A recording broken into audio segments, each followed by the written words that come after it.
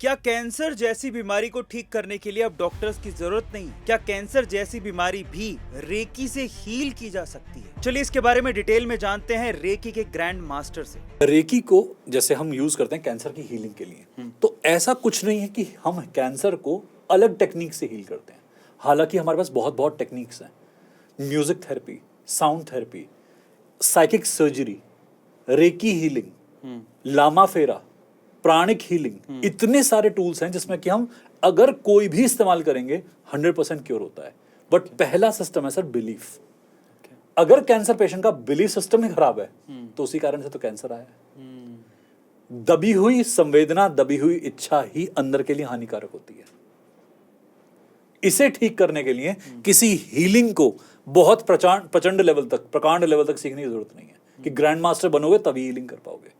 छोटा 4 साल का बच्चा भी हीलर होता है। मैंने 4 साल के बच्चे को अट्यूनमेंट दिया था। माता के गर्भ में बच्चा था तब अट्यूनमेंट लिया था, माता ने भी बच्चे ने भी। और जब वो पैदा होके आया ना, आज भी उसकी एनर्जी जो हाथों पे आती है ना मेरे, गजब एनर्जी है। ये कोई ऐसी विद्या नहीं है कि इसके लिए बॉडी का रेशो होना जरूरी है। सर हो सकता है कोई दिखने में बहुत बड़ा हो पर उसका ऑरा ना उसकी उम्र से भी बहुत बड़ा हो। छोटे छोटे गुरु होते हैं गुरुकुल के अंदर, आप देखेंगे कि इतना बड़ा गुरुजी का ऑरा नहीं होता बड़े गुरुजी का, जितना छोटे से बच्चे का होता है। वो एक बार आके सर पे हाथ फेर देते हैं, आंसू रुकते नहीं आंखों में से। ऊर्जा ना शरीर की कभी एक कंपोनेंट की मोहताज नहीं होती कि शरीर होगा तो मोहताजी बनी हुई है कि ऊर्जा होगी। समय और शरीर ये तो आते जाते रहते हैं सर। ऊर्जा थी, ऊर्जा है, ऊर्जा रहेगी। आप किस शरीर से आते हैं, किस अवस्था से आते हैं, आपका कास्ट, कम्युनिटी, क्रीड क्या है, आप किस बिलीफ सिस्टम से आते हैं, hardly makes a difference. Energy is persistent. Energy थी, है और रहेगी। तो ये ना ऐसा नहीं कि हम कैंसर की हीलिंग में कुछ अलग टेक्निक यूज करते हैं, ये सिर्फ बिलीफ सिस्टम है। मैंने एनएलपी का यूज भी किया इसे कैंसर को हील करने में। स्विच वर्ड्स का भी यूज किया बहुत बार कि जैसे लोग कैंसर बोल के डर जाते हैं, मैंने कैंसर वर्ड ही हटा दिया। मैं आपकी डिक्शनरी में आज के बाद कैंसर नहीं होगा, आप कुछ और यूज करेंगे। बच्चे ने यूज करा पप्पू, किसी ने करा टिंगू, किसी ने यूज करा टॉमी, तो मुझे टॉमी हो गया। अब सुनने में कैसा लग रहा है? हास्यास्पद। जब जब बोल रहा है खुद ही हंस रहा है।